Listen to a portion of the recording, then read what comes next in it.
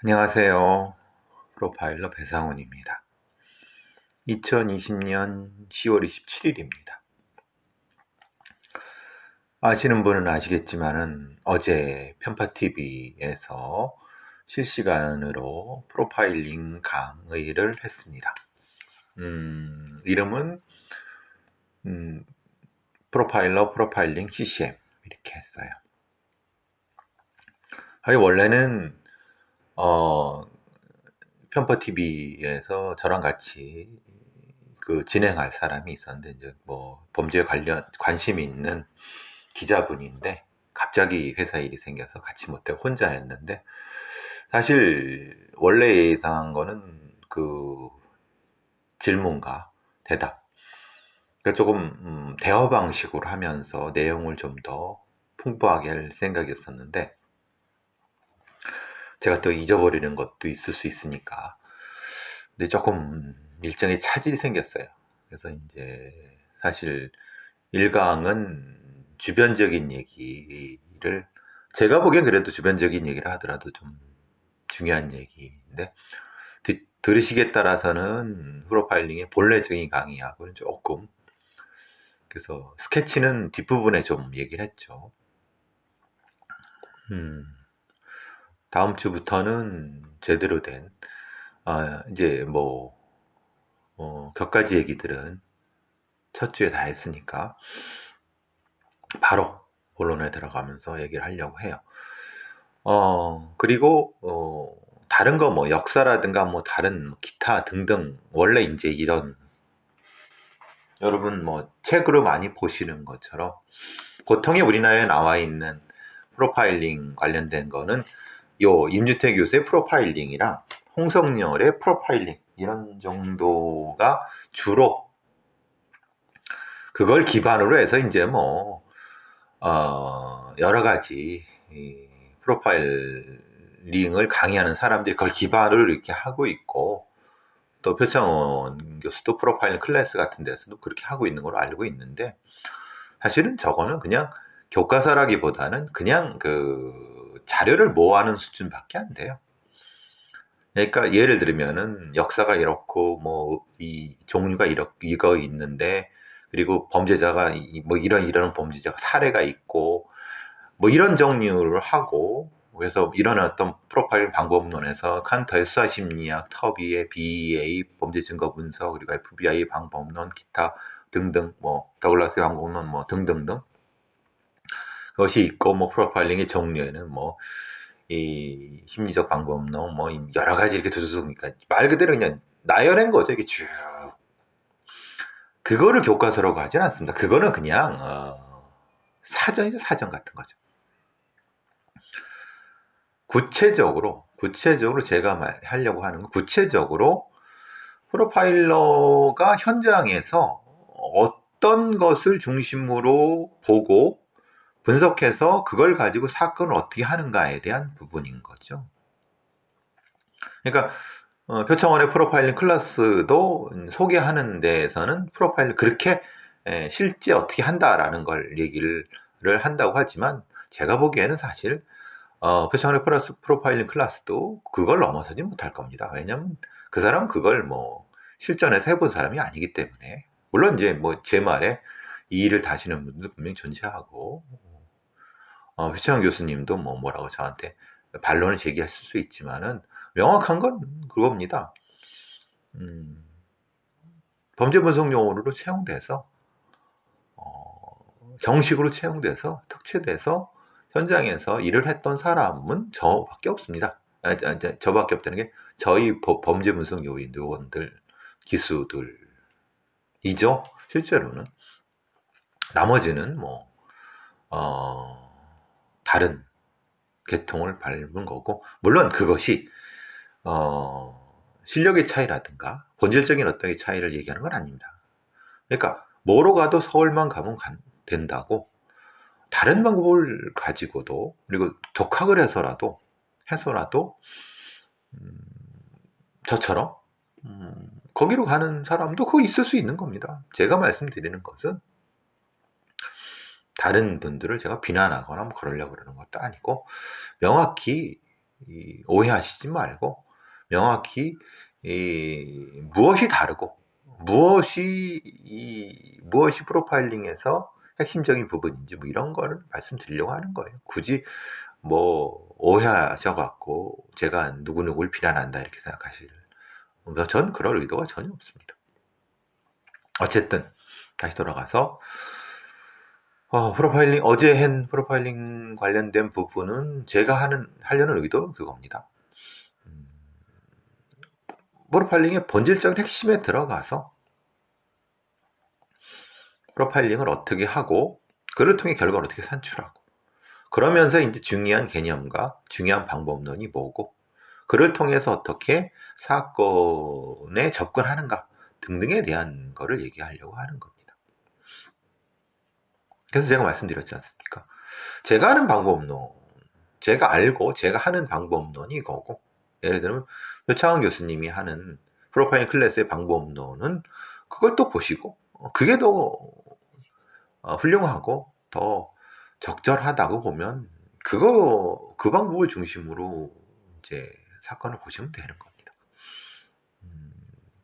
근데 전 뭐 그거 외에는, 그래서 제가 계속 말씀을 드리는 겁니다. 어쨌든 다음 주 월요일에도 7시, 월요일 7시 반에 편파TV를 통해서 실시간으로 하고 이 강을 합니다. 자, 오늘 얘기 좀 해볼까요?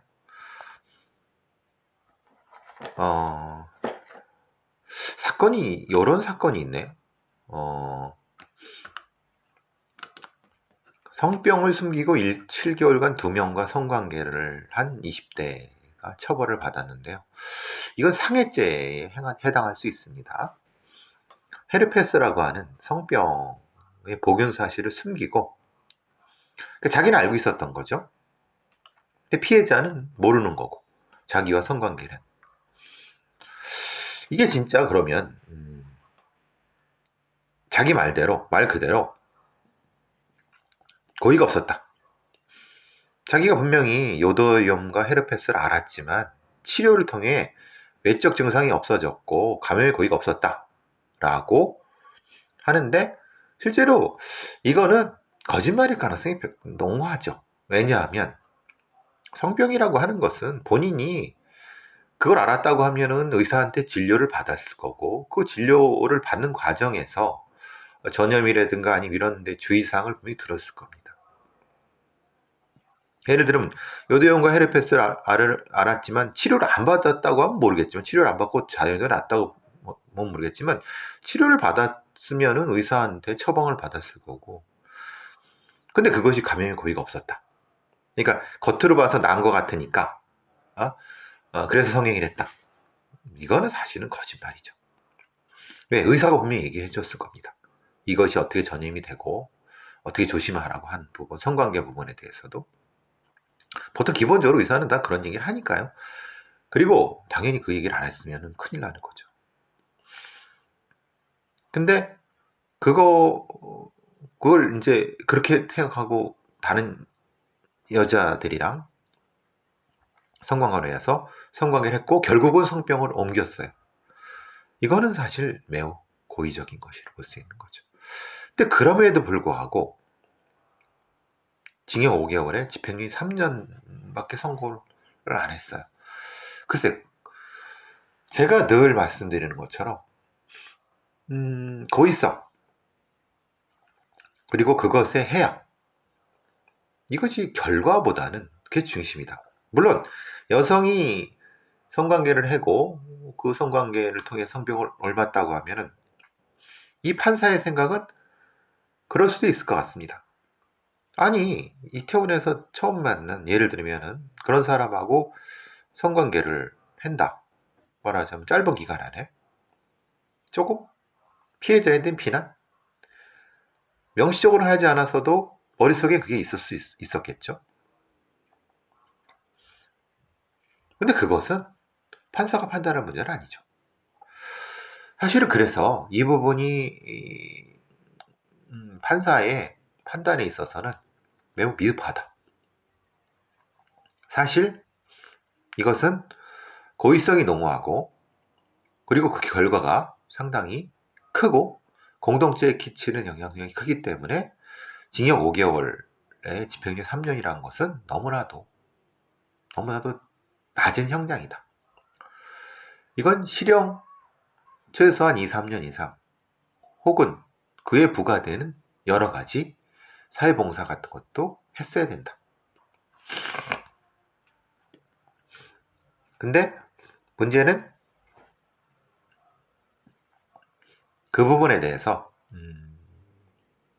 분명히 재판장도 미필적 고의를 인정할 수 있다고 해도 인과관계도 인정할 수 있다고 해도 그럼에도 불구하고 형량이 낮다는 것은 무엇인가 재판부의 판단 미스 아닌가. 그러니까 결국은 늘 말씀드린 것처럼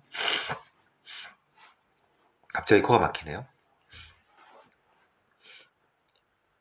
양형위원회의 양형 기준 이런 거 너무나도 현실과 동떨어져 있다. 어떤 분이 저한테 대법원 양형 기준을 쭉 보여주시더라고요. 저도 알고 있죠. 그걸 왜 모르겠습니까? 근데 그 양형 기준이라는 것이 자기들이 설정해 놓은 형량과 최고와 최소 사이에 줄을 매기는 겁니다. 줄을. 그 줄을 매길 수 있는 방법으로서 가중인자, 감경인자를 플러스 마이너스하고 쭉 해놓은 겁니다. 근데 그거는 어떤 거는 사실은 가중인자가 아니라 감경인자가 돼야 되는 거고 어떤 거는 감경인자는 가중인자가 돼야 되는 겁니다. 그거는 그 범죄를 연구하는 사람이 판단하고 그리고 그를 통해서 공동체 해악을 판단하는 사람이 판단해야 되는 겁니다. 그거에 따라서 법관이 판단해야 되는 거지 법관이 이것까지도 한다는 것은 너무 과도한 월권입니다. 우리는 사실 법밖에 모르는 사실 그 속이 사실 조금 사회성이 극히 떨어지는 법률가들이 흔히 말하는 형벌이라고 하는 사회성이 매우 큰 공동체에 대한 그걸 판단한다고는 매우 이상한 상황에 놓여 있다고 보여집니다. 만약에 그렇다고 하면은 다시 말씀 판사들을 사회적 경험이 풍부하고 또는 인문학적 소양이 풍부하고 아니면은 그런 것을 판단할 수 있는 능력이 되는 사람을 재판관으로 임명을 하든가 선출을 하든가 그게 선출직이라든가 안 되면은 그냥 배심원한테 넘기든가. 지금은 상당히 모자란 그런 사회성도 모자라고 인문학적 그 소양도 상당히 부족한 판사들이 이런 것까지 판단해버리니까 매우 불합리한 판단 그리고 실제로 교화의 효과도 없고 공동체를 보호하지도 못하는 이런 문제들. 그래서 검찰 개혁도 중요하지만 판사들의 기본적인 인적 구성부터 바꿔야 된다. 그 출신 구성부터 바뀌어야 된다. 제가 늘 말씀드리는 것. 여러 가지 면에서 상당히 우려되는 바가 있다는 겁니다. 더군다나 검사 출신이 또는 로스쿨 로펌 출신들이 판사가 되는 참 기가 막힌 일들이 벌어지는 거는 좀 아쉽습니다. 어쨌든 성병을 숨기고 이건 상당히 치명적인 공격 행위입니다. 겉으로는 성관계를 한다고 하지만 이거는 매우 위험한 공격 행위입니다. 일종의 이거는 가학적인 범죄일 수도 있다고 보여집니다. 그래서 이 범죄 유형을 파악해야 된다는 거죠.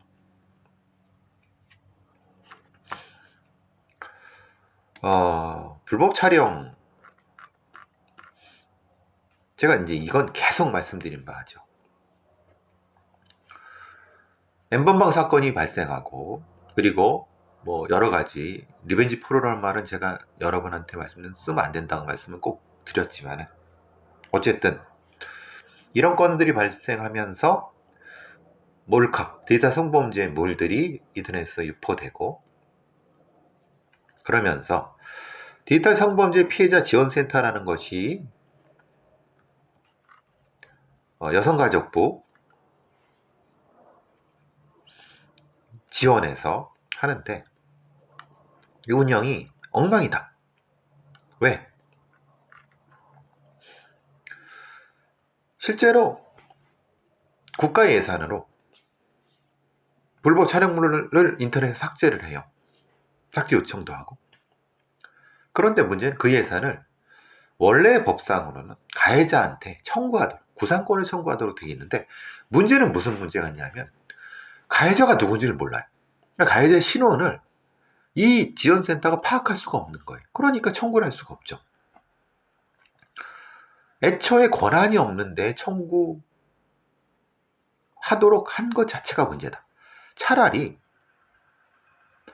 현재 성폭력 방지 및 피해자 보호에 대한 법률 성폭력 방지법에 따르면 불법 촬영물 삭제 지원에 소요되는 비용은 범죄를 저지른 가해자가 부담하며 국가는 가해자에게 구상권을 청구할 수 있다고 해 있는데, 여기서 국가라고 하는 걸 대행하는 디지털 성범죄 피해자 센터가 그 가해자의 정보를 알 수가 없으면, 왜냐하면 이 법상에 가해자의 정보를 수사기관에 요청할 근거, 그리고 수사기관이 또 이 정보를 이 센터에 제공할 근거, 법적 근거가 없는 거예요. 이게 법을 만드는 놈들이 도대체 무슨 대가리로, 무슨 생각으로 이따위를 만들었는지. 이게 보통 법의 불비죠. 만약에 이걸 만든 놈들, 이게 전문위원들이라든가 국회의원 놈들은 이건 진짜 엄청난 반성을 해야죠.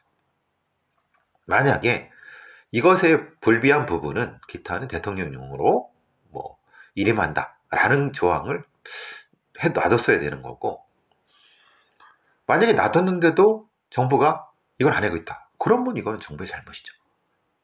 여가부의 잘못이죠. 근데 여가부에서 이것이 이 법 규정이 없다는 것은 결국 법 규정이 없다는 얘기잖아요. 영이 시행령 자체를 못 한다는 거는. 그러니까 오히려 균형이 안 맞고 상당히 이 반쪽짜리도 아니죠, 이거는.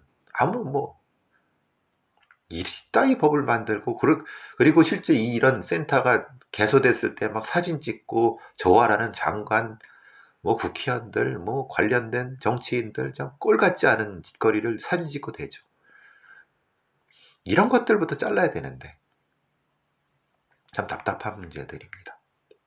또 하나, 이 센터에는 그렇게 그 직원들이 계속 변동이 된다고 합니다. 3개월을 넘기기 힘들다. 56명의 인력 중 14명이 퇴사했는데 1년 내에 그만뒀다. 3개월 넘기기 힘드는 게 아니라 3개월 안에 퇴사했다는 거예요. 절반 이상. 왜 그러느냐? 이게 흔히 말하는 단기 계약직, 1년짜리 예산이라는 거예요. 그러니까 거기 있는 사람들도 전문성도 보장받지 못하고 향후의 미래 무엇인가를 보장받지 못하고 1년 뒤에는 딴 직장을 알아봐야 되는 상황. 그럼 누가 가겠습니까? 그 전문 인력들이. 그러니까 결국은 임시직밖에 안 가는 거고, 그럼 전문성 떨어지고 성과 안 나고 그러다가 흐지부지 되면 또 끝. 이거 되겠죠. 이따위를 만들어낸 여가부가 그렇게 얼마나 무능하고 무책임하다는 게 참, 여가부만 그렇겠습니까? 경찰관 심리센터라든가 소방관 심리센터 같은 걸 개설했다고 하는데, 피해자 심리센터를 개설했다고 하는데 실제로는 그 사람들의 처우는 2년 계약직이고 매년 계약해야 되거나 2년 계약해요. 신분상의 불안 때문에 전문성을 발휘 못하는, 결국은 이거죠. 그러니까 여론이 비등했을 때는 부랴부랴 뭐 이것저것 예산 꾸어갖고 대충 만들어갖고 그냥 뽀다구만 이렇게 하고 나중에 뒷감당을 안 할 생각으로 하는 이따위. 차라리 삭제를 경찰한테 맡기는 건 애매해요. 왜냐하면 경찰은 수사를 해야 되지 이것까지 하는 거는 아니라고 봅니다.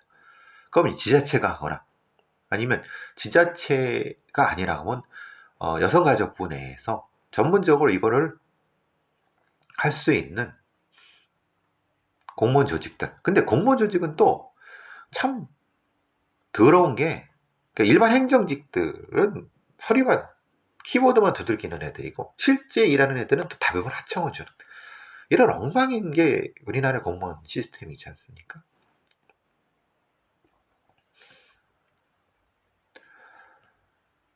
그러니까 실제로 피해자들이 필요한 행정을 지원 못 받는 거죠. 제가 늘 말씀드린 것처럼 경찰이나 검찰도 피해자 중심으로 조직이 구성되어 있지 않고 피해자라든가 아니면 지금 필요한 범죄라든가 그런 유형 공무원이 중심이 되는 방식으로 조직이 구성되어 있다는 거예요. 그러니까 실제 현실적인 범죄와 수사라는 사람들이 동떨어져 있는 거죠. 이것도 마찬가지죠. 언제까지 이따위로 행정을 할지 모르겠습니다.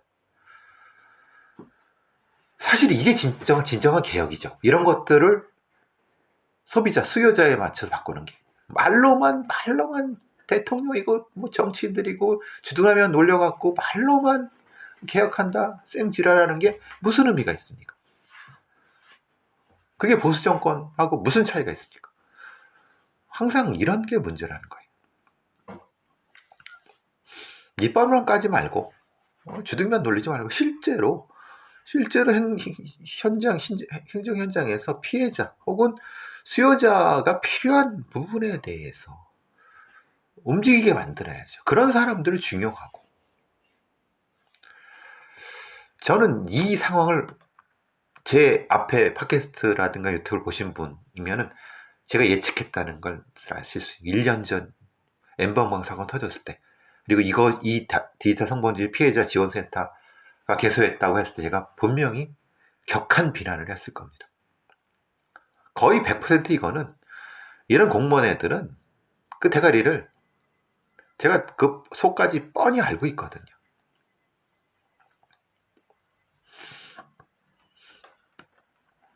어떻게 했냐고요? 이거는요, 예를 들면, 기본적으로 1년 단위, 2년 단위가 아니라 예산을 3년 단위, 5년 단위로 하거나 아니면은 실제로 여가부에 5급 이상 공무원을 거기에 우선적으로 배치해갖고 실제로 이게 운영되게끔 말하자면 절대 이런 중요한 실제적인 업무는 하청을 줄 수 없게, 그러니까 산하기관에 하청 주지 못하게 하는 업무 방식의 변화. 직접적으로 국장급 정도 혹은 4급 정도 혹은 3, 4급 애들이 직접 관할하게 하는, 그리고 그 책임을 그 국장이나 실장한테 묻게 하는 방향, 책임을 지게 하는 거. 그러면은 최소한 거. 다양한 방식이 또 필요하죠. 절대 이런 것은 임시직이나 아니면 그렇다고 해서 정규직을 쓴다라고 하는 것. 근데 뭐 사실 말하면 정규직이 돼야죠. 이런 전문가들이 정규직이 돼야 되는 게, 이게 말하는 전문가들이 정규직이 돼야 되는 것이 아니라 전문가들로 구성한 조직이 있고 그 조직의 안정성을 위해서는 정규직이라는 것을 제공해야 되지만은 사실 그거보다는 높은 임금과 신분이 보장되는 방식으로 일을 하게 하고 그 다음에 이 프로젝트가 끝난 다음에는 뭐 자유롭게 가게 하는 거. 그건 신분 보장 그리고 대우만 보장되면은 정규직이 아니어도 오히려 정규직은 구속이 될 수 있죠. 그러니까 가장 핵심적인 게 뭡니까? 싼 돈으로 쉽게 뽀다고 날 수 있는 거로 하려고 하니까 일이 진행이 안 되는 거죠.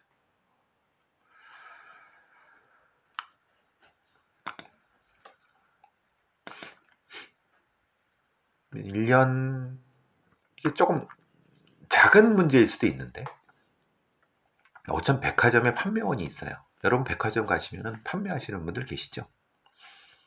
근데 명품을 5억 원어치를 1년 동안 빼돌렸나 봐요. 그러니까 아마도 거기에 이제 그 전시해 놓은 거라든가 재고 그러니까 있는 거를 이렇게 빼돌렸나 봐요. 150회에 걸쳐 빼돌렸어요. 사실 그걸 빼돌려 갖고 염가에 판매. 그러면 그 백화점의 그 가게, 점포 사장 뭐 한 거죠? 그것도 되게 이상하지 않아요? 그러니까 이 명품이라고 하면 최소한 뭐 수백만 원, 수천만 원 될 수 있는 가방이라든가 이런 거 있지 않습니까? 그걸 재고 관리 안 한다? 그러니까 재고 관리를 일반 직원한테 맡긴다? 그게 좀 너무 이 사건은 좀 이상해요. 그러니까 이 직원이 명품 가방과 지갑을 빼들려갖고 전당포에 맡기고 팔아먹고 이렇게 했는데 그러면 그게 없잖아요. 그죠? 없으면은 재고 관리가 안 된다는 거죠. 뭔가 손실이 났는데 이건 좀 너무 이상한 사건 같아요. 그냥 사건 자체는 되게 쉬운데 송파구의 한 백화점 명품관에서 이 상품 판매 업무를 하고 있는 사람이 1년 동안 정도 150회 정도 빼돌려 갖고 150회 빼돌리는 것도 좀 이상하고 그러면 아마도 이렇게 할 수 있겠죠. 명품을 빼돌리고 짜가를 갖다 놓고 그걸 실제로 손님들한테 팔았다. 손님들이 보고 깜짝 놀랐다. 근데 손님들 중에 아직 사모님들 이런 분들이 계신데 이분들은 눈이 침침해서 안 보이시고 확인할 필요도 없다. 근데 그분들이 들고 다니시는 거는 누가 진짜라고 확인하지 않잖아요. 어디 감히 이 사모님들 가방이 가짜입니다라고 할 수 없잖아요. 그래서 걸린 것이 아닌가. 제 추정은 그렇습니다. 이게 너무 이상하죠. 그래야지 이 사건에 악우가 맞지 않겠습니까? 제 생각은 그런 것 같아요. 무려 5억 2,600만 원이래요. 별의별 사건이 다 있어요. 어제 이제 보니까 펜트하우스라고 하는 약간 코미디 같기도 하고 그 유명한 배우들도 나오는데 그러니까 말하자면 우리나라 상류층 거의 뭐 0.1% 안에 든 상류층의 사모님들의 돈 버는 얘기, 그 과외하고 돈지랄하는 얘기들 이런 겁니다. 뭐 벌벌벌 치장하고 먹는 거. 근데 그 명품들이라는 게 대부분 그런 데서 가져왔을 거고. 어쨌든 그런 생각이 잠깐 들어갔고요.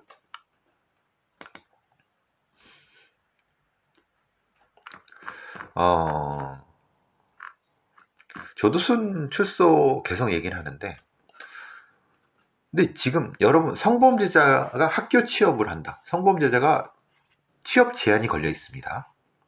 그걸 부과합니다. 5년이건 10년이건. 그런데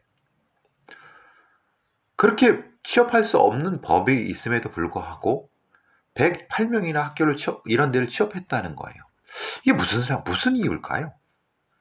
그러니까 지난해 어린이집, 학교, 학원 등 아동 청소년 관련 취업 제한 기관에 성범죄자 108명이 몰래 취업하거나 관련 기관을 운영해오다 적발됐다. 그럼 이걸 실제로 기관장은 그걸 관리할 사람들이 안 했다는 거잖아요. 그러니까 제가 하다못해 제가 어디 학교 같은데 강연을 나가도 저의 성범죄 그 전력이 있는지 확인하려고 동의서를 받아요. 확인해서 하겠죠. 그런데 하다못해 이런 일회 강연하는 사람도 이런데 거기 취업하는 사람한테 그걸 안 받았다? 그리고 받았는데도 그냥 무시했다? 이게 무슨 상황이죠? 그만큼 학교, 학원 같은데 그냥 자율로 놔두니까 실제로는 이렇겠죠. 예를 들면 자기가 아는 사람이 있는데 예를 들면 취업을 이렇게 청탁을 받거나 이렇게 했는데 이 과거 전력이 건이 있는데 사실은 이 사람은 그렇게 나쁜 사람이 아니고 내가 보증하니까 이렇게 하고 대신에 그 서류는 이제 없던 걸로 이렇게 싹 이런 경우가 많지 않을까라는 생각을 해봅니다. 그리고 아파트 경비원 그리고 병의원, PC방 그러니까 이런 데 예를 들면 뭐죠? 이런 데 이제 채용을 할 때 그러니까 좀 더 싼 임금으로 채용을 하고 그런데 이런 성범죄 전력을 묵인해 주거나 그럴 수 있죠. 그렇게 하면 안 되지만 그런 경우는 가능하겠죠. 그러면은 적어도 이걸 관리해야 될 사람들이 관리를 등한시했다는 거잖아요. 체육시설, 태권도죠. 누가 해야 되느냐? 관련 공무원들이 해야 되지만 관련 공무원들이 여기에 신경 쓰느냐? 신경 안 썼다는 거예요. 그러니까 결국은 아동 성범죄자는 아동 옆에 있는 거죠. 이따위로 놓고 성범죄의 안전한 나라, 이건 말이 안 되죠. 이걸 어떻게 해야 되나요? 참 답답한 거죠. 그러니까 법상으로는 분명히 취업 제한을 걸어놓고 있는데, 하지 못하게 돼 있는데, 문제는 어떻게 관리를 할 것인가. 그러니까 성범죄 경력 조회를 지키지 않는 거, 아니면 지켜서도 무시하는 거. 근데 문제는 정작 그거를 취업 제한을 어긴 전과자, 이게 전력자들은 처벌을 하면서 불이익을 주면서 정작 기관, 그거를 그렇게 의도적으로 아니면 뭔가 게을러 갖고 아니면 뭔가 이걸로 한 기관장들은 처벌이 없다. 또 처벌한다고 하면 지랄지랄 하겠죠. 그 기관장들이. 이게 사실 문제 아니냐. 당연히 그런 기관에 대해서 처벌하고, 그러면은 당연히 이거를 줄어들겠죠. 또 그거를 또 관리해야 될 공무원놈들이 그걸 관리 안 한 거잖아요. 그들을 처벌하면 그게 좀 안 됐다는 거잖아요. 이게 너무나도 허술하다. 이게 뭐냐, 이게 지금. 애들에 대한 성범죄가 이게 날이 가려 늘고 있는데 관리 책임이 개판이면은 아동 성범죄에 대해서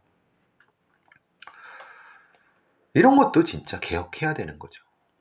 누가 감시하고 있습니까? 이게 진짜 사회 안전 아닙니까?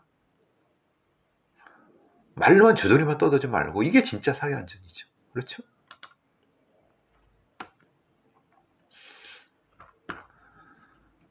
이거 같은 맥락인데, 피해자가 졸업했으니까 성범죄 교사가 또 들어와서 담임을 했다고 해요. 경남현 초등학교인데, 제가 이제 늘 오태훈의 시사본부에서도 이제 얘기했지만, 어떤 성범죄를 저지른 교사놈들이 있어요. 근데 아직 최종 판결이 났지 않았다고 해서 징계는 받았지만 보직해임이 됐지만 담임을 안 했는데 교과목은 가르쳐요. 이 더러운 경우가 있죠. 성범죄자인 게 명확한데 최종 판결을 받지 않았다고 해서 불구속 상태인 거죠. 그리고 이게 애들을 가르친다. 교실에서. 너무 끔찍하지 않습니까? 더군다나 담임까지 맡았다 그래요. 중징계 또 받았어요. 근데 교육청 입장이 더 가관이죠. 이런 새끼들, 이 교육청의 공무원놈들은 진짜 참수를 하거나 죄송합니다. 너무 격하게 나가서 이놈들 대가리는 똥 만들었는지 뭐라고 했는지 아세요? 피해 학생이 이미 졸업했기 때문에 문제가 없다는 거예요. 아니, 이게 너무 기가 막히죠. 교육청이란 놈들의 대가리만 똥만 든 놈들의 얘기가 이거예요.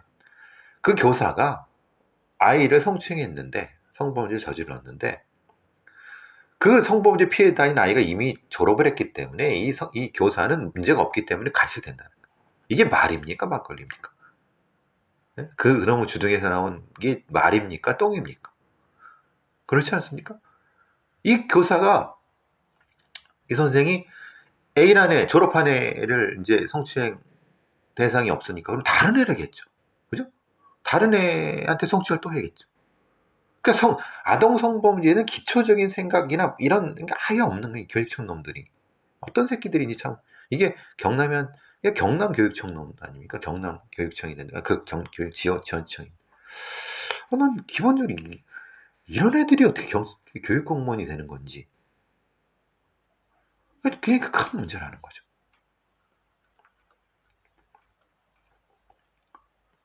그러니까 왜 그러면 이게 당연히 됐느냐? 수사기관에 피해 학생의 진술이 없어서 성사건을 판단할 수 없어 수사기시 통보가 없었기 때문에 직위할 수 없었다. 아니 근데 그 자체도 웃기지만은 중징계인 강등 처분이 내려졌는데도 불구하고 교단에 남아있을 수 있는 거는 이게 참 이런 교사놈들이 10년간 1093, 1000명이 넘는다고 합니다. 기가 막히죠. 또 담임을 맡고 있고. 이게 참 다른 것도 참 큰 문제지만 이런 새끼들이 어떻게 교사가 되고, 그러니까 애초에 이런 애들은 교사가 되면 안 되지만 집중 면접을 통해서 문제가 있는 애는 바바로 잘라야죠. 처벌을 해야죠. 이건 좀. 시외버스에서 자유행위에다가 저기 잡힌 놈이 또 있어요. 근데 집행유예를 받았어요. 왜 그러느냐? 다수의 범행을 반복했으나 판사놈이 이런 얘기를 했대요. 판사놈이라고 해야죠. 공연 음란 행위는 비교적 은밀히 이루어져 위험성이 크지 않았던 점, 아무런 범죄 전력이 없던 점을 고려해서 집행유예. 그러니까 이 판사들은 기본적으로 이런 어떤 성범죄라든가 아니면 이게 음란행위 같은 라고 표현하는 것도 웃기지만은 이런 성적 행위의 위험성에 대해서 잘 모르는 거예요. 뭘 합니까? 공부도 안 하고 법만 공부한 인간들이 이런 범행을 다수 13회에 걸쳐서 1월 동안 음란 행위를 이 버스 안에서 했는데 이게 얼마나 위험한지 조금 지나서 급격히 진화가 에스컬레이션이 이루어지고, 근데 이 판사의 생각은 이런 거예요. 은밀하게 이루어졌기 때문에 위험성이 없다. 동업 반복 아닙니까? 은밀하게, 그러니까 숨어서 했기 때문에 위험성이 없다는 거예요. 왜 숨어서 할까요? 이들의 기본적인 심리 상태라든가 공격성 부분에 대한 판단을 지가 하는 겁니다. 지가 뭐라고, 지가 어떻게 이런 성범죄에 대해서 알아요. 그래서 참 이런 판사들이 큰 문제라는 거예요. 지가 뭐를 물어보든가. 얘한테 지금 강의, 수강명령 40시간, 사회봉사 80시간, 아동청소년 관련 기간 2년 취업 제한을 했는데, 이런 놈이 또 아동청소년 관련 2년 취업 제한을 했지만 또 기어 들어가겠죠? 그런데 강의 40시간과 봉사 80시간에서 이런 게 없어진다고 보시나요? 제가 늘 말씀드린 것처럼 전혀 그럴 일이 없겠죠. 근본적으로 성범죄 판결이라든가 이런 판결 문제, 형량 문제, 그리고 이들의 교정에 대한 여러 가지 풀어낸 문제는 근본적 제고가 필요하다. 너무나도 끔찍한 판사들의 인식 수준, 너무나도 처참한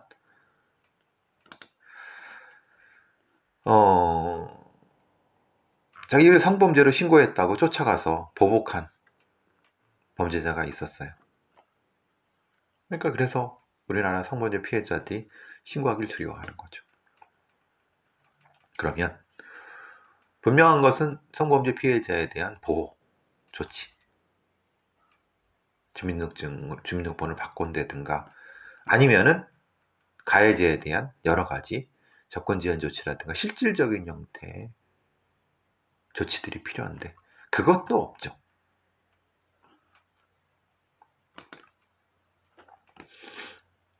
마약 얘기가 나왔는데 이게 또 웃긴 건 이제 우리나라에서 마약류가 나오는데 얼마 전에 그거 보셨을 거예요.